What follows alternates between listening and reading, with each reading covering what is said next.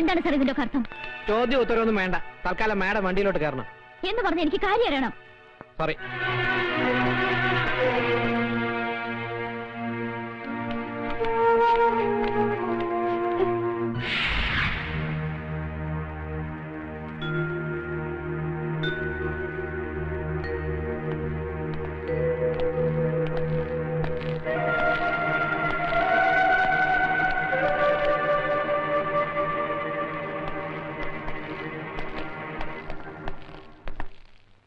ക്ഷമിക്കണം മിസ് അശ്വതി മേനൻ, ഒരു സാമൂഹ്യ പ്രവർത്തകയും അഭിഭാഷകയുമായ നിങ്ങളോട് ഞാൻ കാണിച്ചത് അനീതിയാണെന്ന് എനിക്കറിയാം.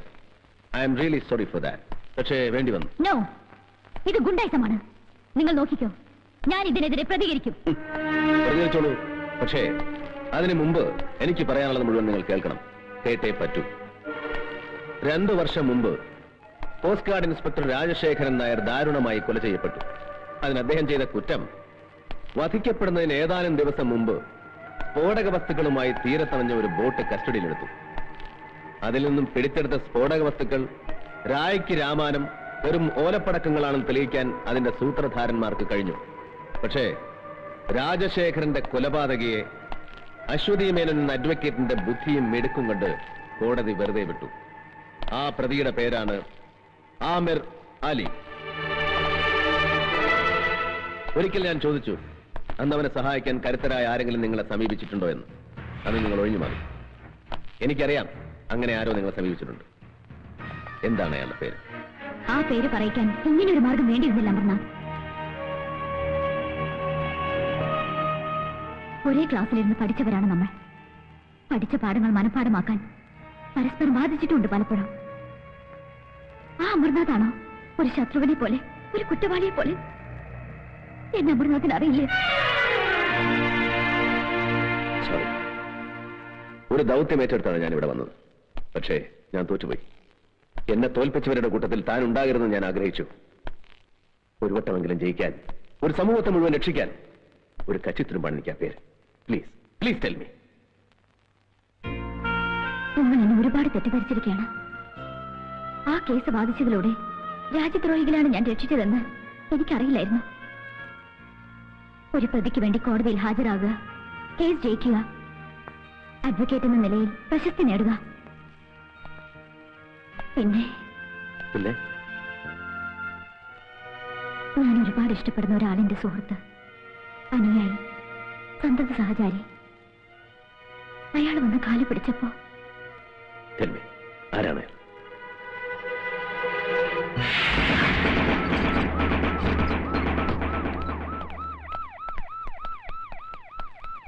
എന്താ? എന്ത് വേണം? എനിക്ക് ഈ വീടൊന്ന് പരിശോധിക്കണം. പരിശോധിക്കാൻ? ഞാൻ ആരാണെന്ന് തനിക്കറിയോ? അറിയാം, മന്ത്രിയാണെന്നറിയാം. അതുകൊണ്ടാണ് സ്പെഷ്യൽ സാങ്ഷൻ ഇവിടെ വന്നിരിക്കുന്നത്. നോ പറയരുത്. അർത്ഥണ്ട സാർ, പ്ലീസ്.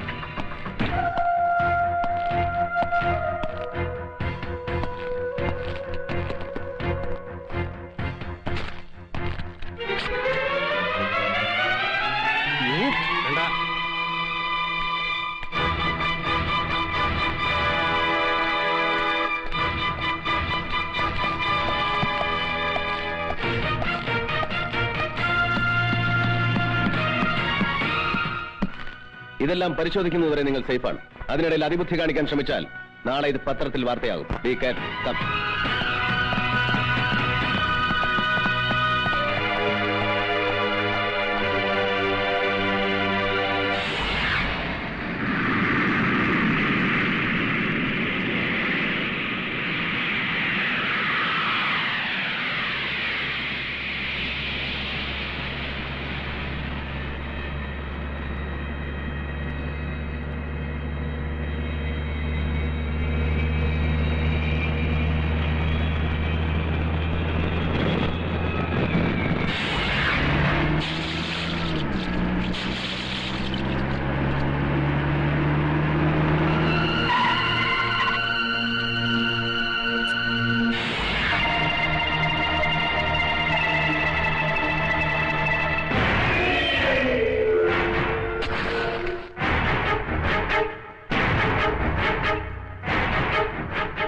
क्या नाम था उस कमीने इंस्पेक्टर का?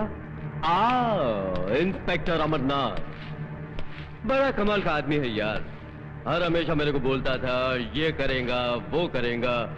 एक मामूली पुलिस इंस्पेक्टर को कुछ नहीं कर सका, अपने आप को इतना बड़ा बादशाह बोलता है। थू! अरे डूब मरो पानी में साला। मिनिस्टर, क्या वादा किया था जॉन ब्रिटो से? क्या वादा किया था तुमने जिंदगी में सिर्फ एक ही बड़ा काम किया, हमारा सिगरेट का फ्लॉपी डिस्क उस इंस्पेक्टर के हाथ भोंक के। ചില്ലാനാ മत. क्यों नहीं चिल्लाऊं? गया हर साला भोंक के फायदा क्या फायदा? എനിക്കൊരു മുഖ്യമന്ത്രി പദമാണ് ആവശ്യമെങ്കിൽ നിങ്ങളെ ഇങ്ങോട്ട് കെട്ടി എഴുന്നേൽക്കേണ്ട ആവശ്യം എനിക്കില്ല. പൂമനം കടപ്പുറത്ത് തെട്ടൊമ്പെണ്ണത്തിന് കശാപ്പ് ചെയ്തപ്പോ എന്റെ 16 MLA-മാരെ കൂട്ടി ഒരു രാത്രി പ്രതിപക്ഷമായ ഒരു അലയൻസ്. അത്രയും മതിയായിരുന്നു ജയദേവന് മുഖ്യമന്ത്രിയാകാൻ. പക്ഷെ നിങ്ങൾ എന്നെ തടഞ്ഞു. വീണ്ടും വീണ്ടും കലാപം ഉണ്ടാക്കാൻ നിങ്ങൾ എന്നെ നിർബന്ധിച്ചു. ലക്ഷങ്ങളുടെ ആയുധങ്ങൾ, സ്ഫോടക വസ്തുക്കൾ നിങ്ങൾ ഇവിടെ ഇറക്കി. പഞ്ചാബിലും കാശ്മീരിലും എന്തിന് തൊട്ടടുത്ത സംസ്ഥാനങ്ങളിൽ വരെ അതിപ്പോഴും പൊട്ടിക്കൊണ്ടിരിക്കുകയല്ലേ? സ്വന്തം നാടിനെ വഞ്ചിച്ച്, എന്നെ വിശ്വസിച്ച് എന്റെ ജനങ്ങളെ വഞ്ചിച്ച് നിങ്ങൾ നടത്തിയ ക്രൂരമായ ചൂതാട്ടം. ലോക്ക്, ഇപ്പൊ എന്റെ കയ്യിലെ പട്ടത്തിന്റെ ചരടൊന്ന് പാളിയപ്പോ തടി രക്ഷിക്കാനാണ് ഈ ഗർജനമെങ്കിൽ ഇന്റലിജൻസും ഇന്റർപോളും വല വീശിയിരിക്കുന്ന നിങ്ങൾ ബോംബെയിലും ഡൽഹിയിലും കളിച്ച കളിയൊന്നും അല്ല കളിയെന്ന് എനിക്ക് നിങ്ങളെ ബോധ്യപ്പെട്ടേണ്ടി വരും. അതുകൊണ്ട് ആ വിരട്ടൊന്നും ഇവിടെ വേണ്ട. भाषण दिया? बहुत बहादुर है ना तू? मैं सुना तेरा भाषण, बहुत खुश हुआ. देख लिया कितना ताकत है तेरे में, समझा? നിങ്ങളുടെ വീട്ടിൽ നിന്ന് ആ നായിന്റെ മോൻ എടുത്തോണ്ട് പോയ ഫ്ലോപ്പി പരിശോധിച്ചാ എല്ലാരും കൊടുങ്ങും. അതിനു മുമ്പ് അവനെ തട്ടിക്കളയാൻ വല്ല മാർഗം ഉണ്ടോ എന്ന് ആലോചിക്കും. साला ये खेल ही पूरा डर का है. जहां पब्लिक हमारे से डरना बंद कर दिया, हमारा खेल खत्म. अब आगे का खेल देखो मैं खेलता हूं. ये दुश्मन का हाथ पैर काट के कुछ नहीं होने वाला, उसका साला गर्दन इच काट डालने का, और वो गर्दन मैं काटेगा.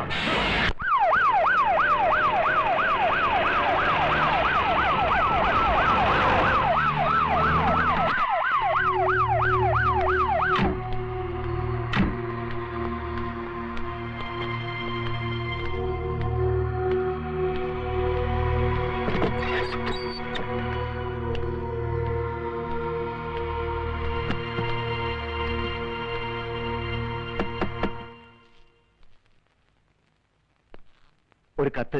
ഇതാ.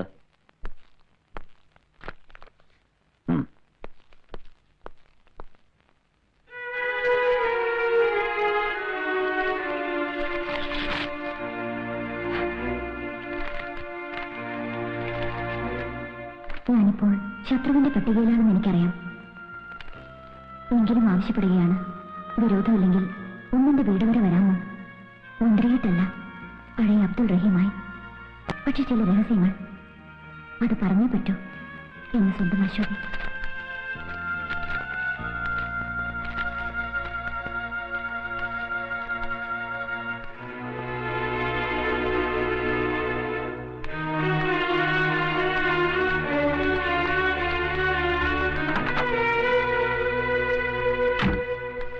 ഒരു ടാക്സി വിളിച്ചിട്ടുണ്ട്. ശരി.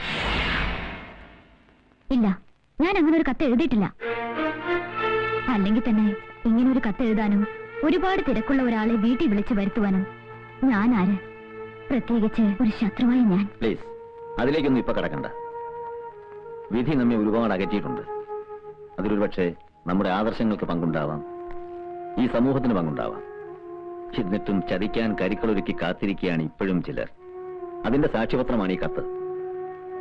ജീവിച്ചിട്ടില്ല ഞാൻ.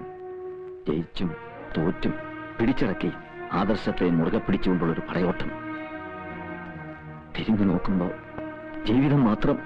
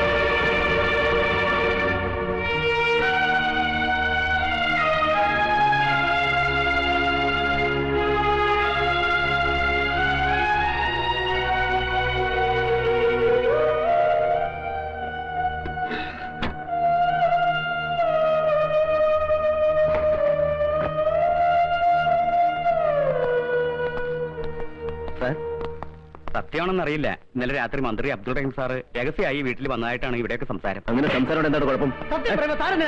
ദേഷ്യപ്പെടുന്നതാ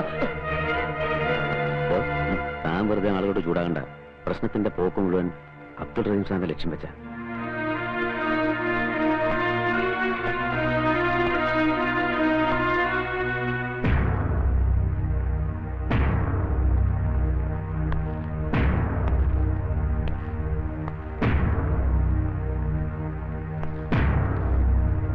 സൂക്ഷിച്ചു നോക്കുമോനെ. ഈ ഫോട്ടോയിൽ കാണുന്ന സാറ് തന്നെയല്ലേ ആന്റിയെ കാണാൻ അവിടെ വന്നത്? അതെ. വേറെ ആരും അവിടെ വന്നിട്ടില്ലല്ലോ. ഇല്ല. അയാൾ വന്ന് എന്തോ ആന്റിയോട് ചൂടായി സംസാരിച്ചു അല്ലേ മോനെ? മോൻ പറഞ്ഞു ഇത് കൊച്ചുകുട്ടിയല്ലേ സാർ, അവർ തമ്മിൽ സംസാരിക്കുന്നിടയ്ക്ക് ഉറങ്ങിപ്പോയിന്ന് ഈ കുട്ടി തന്നെ പറഞ്ഞില്ലേ സാർ? മിസ്റ്റർ രാമേന്ദ്രൻ, ക്രൈംബ്രാഞ്ചിന് കൈമാറിയ ഒരു കേസാണിത്. പിന്നെ നിങ്ങളെയൊക്കെ വിളിപ്പിച്ചത് സംഭവങ്ങളുടെ പ്രീവിയസ് പൊസിഷൻ എന്തായിരുന്നു അറിയാനാ, അല്ലാതെ ആരോടൊക്കെ എന്തൊക്കെ ചോദിക്കണം, എങ്ങനെ അന്വേഷിക്കണം എന്നുള്ള ബുദ്ധി പറഞ്ഞു തരാൻ വേണ്ടിയല്ല. സാർ 4ാം ക്ലാസ്സിൽ പഠിക്കുന്ന ഒരു കുട്ടിയാണത്. നിങ്ങൾ എന്തിനാ എമോഷണൽ ആകണം മിസ്റ്റർ? ഇമോഷണൽ ആവും സാർ. കാരണം പലപ്പോഴും ഇയാൾ ഒരുപാട് സംരക്ഷിച്ചുള്ള ഒരു മിനിസ്റ്ററാ. ഒരാപത്ത് വരുമ്പോ പിന്നെ തിരിച്ചു നന്ദി കാണിക്കണമല്ലോ, അല്ലേ? അത് തോന്നിയത് കൊണ്ടാണ് ഈ കേസ് ഇത്രയും പെട്ടെന്ന് ക്രൈംബ്രാഞ്ചിന്റെ കൈകളിൽ എത്തിയത്. അതിനെക്കുറിച്ചൊന്നും പറഞ്ഞു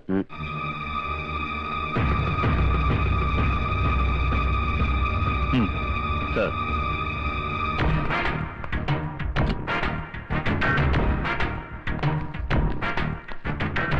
ഇതാണ് സാർ മിനിസ്റ്ററുടെ PA. താനല്ലേ മിനിസ്റ്റർക്ക് ടൂറിസ്റ്റ് ആക്ട് വിളിച്ചു കൊടുത്തത്? കാർ വിളിച്ചു കൊടുത്തു. പക്ഷേ എന്താ ഒരു പക്ഷേ? വിളിച്ചു കൊടുത്തില്ലേ? അതിന്റെ അർത്ഥം മിനിസ്റ്റർ ആ വീട്ടിൽ പോയി എന്നല്ലടോ. അങ്ങോട്ടേക്കാണ് പോയത്. പക്ഷേ പിന്നെ എന്താ ഒരു പക്ഷേ? പൊയ്ക്കോ.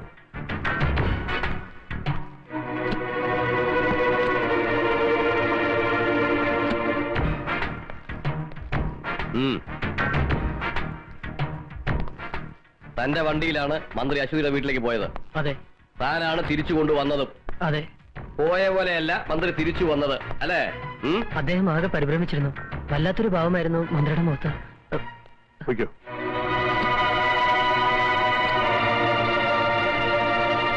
സാർ, മിനിസ്റ്റർക്ക് ആ പെണ്ണിനോട് വേറെയും ശത്രുതയുണ്ട്. അദ്ദേഹത്തിനെതിരെ പ്രകടനം നയിക്കുക, പരസ്യമായി വെല്ലുവിളി നടത്തുക, അതും പഴയ കാമുകി. അല്ലായിരുന്നെങ്കിൽ ഒരിക്കലും അസമയത്ത്, അതും മറ്റാരെയും കൂടാതെ അദ്ദേഹം അവിടെ പോകുമായിരുന്നില്ല. അതെ, മിനിസ്റ്റർ ആയതിന്റെ പേരിൽ സംശയിക്കപ്പെടുന്ന ഒരാളെ ചോദ്യം ചെയ്യാതെ വിടുന്നതും ശരിയല്ല.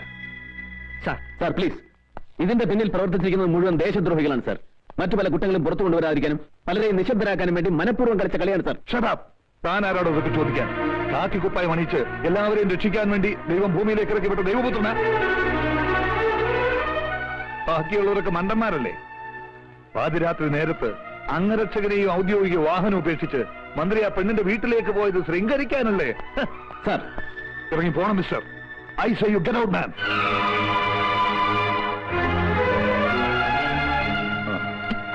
തൽക്കാലം അബ്ദുൾ റഹീമിനെ കസ്റ്റഡിയിലെടുക്കാൻ വേണ്ട നടപടികൾ പൂർത്തിയാക്കിയതിനു ശേഷം എന്നെ അറിയിക്കൂ. കസ്റ്റഡിയിലെടുക്കാൻ പോകുമ്പോ പ്രകോപനം ഉണ്ടായേക്കാം. Then you seek their help. Okay? Sir.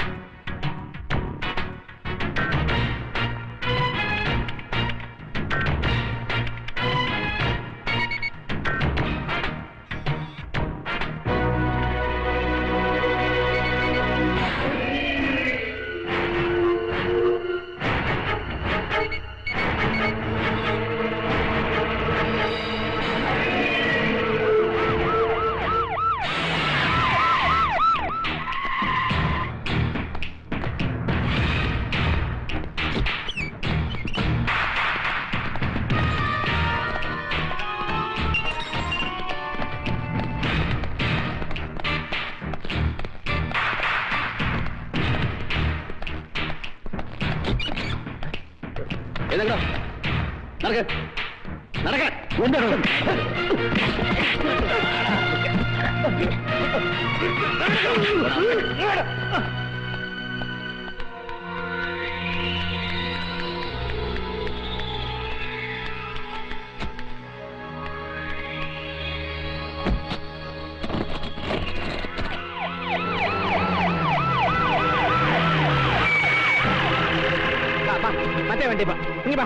ഇങ്ങോട്ട്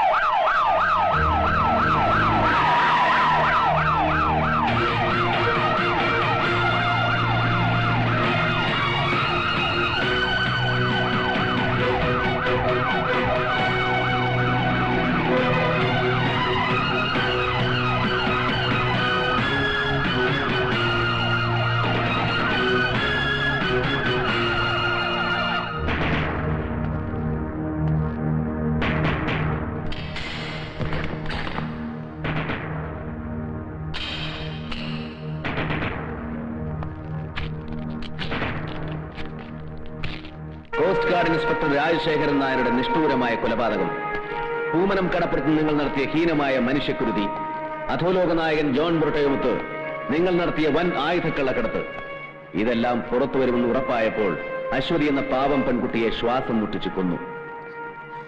ആ കുറ്റം അബ്ദുൾ റഹീമിന്റെ തലയിൽ കെട്ടിവെച്ച് 24 മണിക്കൂറിനുള്ളിൽ അയാളെ തടവിലാക്കി എന്നെ നിശ്ചലനാക്കാൻ നിങ്ങൾ കാണിച്ച ബുദ്ധി ആരുടേതാണെന്ന് എനിക്കറിയാം. പക്ഷേ അതുകൊണ്ടൊന്നും എന്നെ തളയ്ക്കാനാവില്ല ജയദേവൻ. നാളെ കോടതിയുടെ കുമ്പസാരക്കൂട്ടിൽ ഞാൻ തന്നെ കയറ്റി നിർത്തും. കൂടെ അവനും ഉണ്ടാവും, ജോൺ ബ്രിട്ടോ. മതിയോടൊപ്പം നിൽക്കുന്നത് കയ്യൂക്ക് കാണിച്ച് എന്നെ നിന്റെ മുമ്പിൽ കൊണ്ടിരുത്തിയപ്പോ മുട്ടും കുത്തിന്ന് മാപ്പിരക്കൊന്ന് വിചാരിച്ചോ നീ? 7ാം ക്ലാസ്സിൽ പഠിക്കുമ്പോ കൈ പൊടിയും പിടിച്ച് തെരുവിലിറങ്ങിയവനാ ഞാൻ. അതിനിടയ്ക്ക് നിന്നെ പോലെ പല മിടുക്കന്മാരെ കണ്ടും പൊരുതിയും തറത്തും നിന്നവനെയൊക്കെ വെട്ടി മാറ്റിയുവാ ഞാൻ ഈ നിലയിലെത്തിയത്. താൻ പോണു. ഇവനൊരു കോപ്പും ചെയ്യില്ല. ഇവനേക്കാൾ നെഞ്ചൂക്കായിരുന്നു ഇവന്റെ തന്തയ്ക്ക്. എന്നിട്ട് എന്ത് പറ്റി? ഒരു പഴമ്പായി പൊതിഞ്ഞ് ഇവന്റെ മുമ്പിൽ വെച്ചു വിട്ട ചാരവസ്തിയും സ്വന്തം തന്തയുടേതായിരുന്നു എന്ന് ഉറപ്പുണ്ടോ നിനക്ക്? ഒപ്പം കത്തിക്കരിഞ്ഞ ഏതോ പീറ പോലീസുകാരന്റെ അസ്ഥിയെടുത്ത് ശേഷക്രിയ നടത്തേണ്ടി വന്നവനല്ലേടാ നീ. ഈ പറ, അച്ഛന്റെ ചരിത്രം ആവർത്തിക്കണോ നിനക്ക്? പാവമല്ലേ നിന്റെ അമ്മ?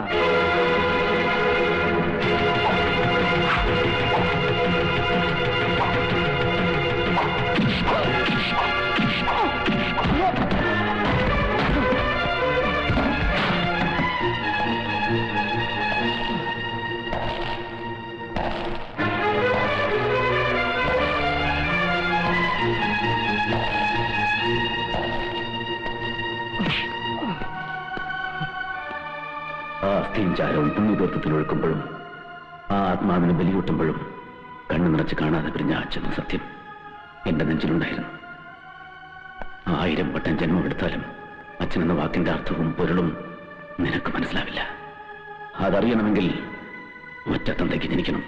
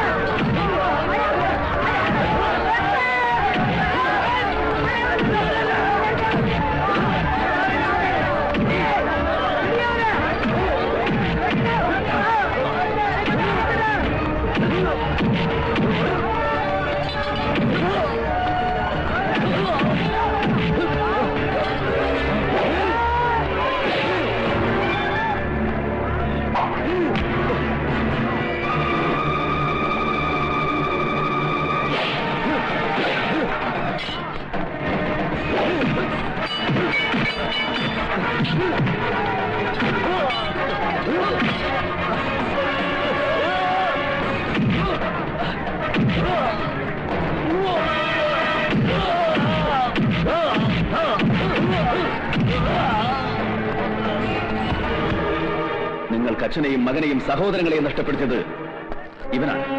മതത്തിന്റെയും ജാതിയുടെയും പേരിൽ ഇവിടെ നടന്ന കൂട്ടക്കൊലകളുടെ മുഴുവൻ പിന്നിൽ പ്രവർത്തിച്ചത് ഇവനാണ്.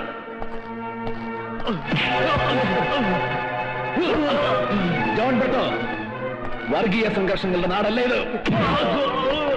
തീവ്രവാദത്തിന്റെ വിത്ത് വിതച്ചാലും മുളയ്ക്കുന്ന വിളഭൂമിയല്ല ഇത്. അക്ഷരം പഠിക്കുന്ന ആദ്യ പാഠത്തിന്റെ ആദ്യ താളിൽ നിന്നും മനഃപ്പാഠമാക്കിയ, ദേശസ്നേഹത്തിന്റെ അമൃതാക്ഷരങ്ങൾ ജപമന്ത്രമാക്കിയ ദേശസ്നേഹികൾ വാഴുന്ന നാടാണല്ലോ ഇത്. ഈ പവിത്ര ഭൂമിയിൽ ചോരത്തുള്ളികൾ വീട്ടിൽ ലാഭം കൊയ്യാൻ ആരെയും അനുവദിക്കില്ല ഞങ്ങൾ.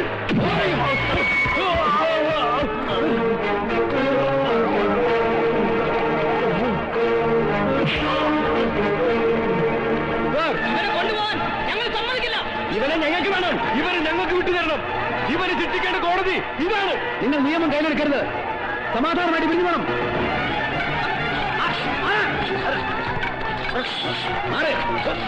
പിരിഞ്ഞു പോവാൻ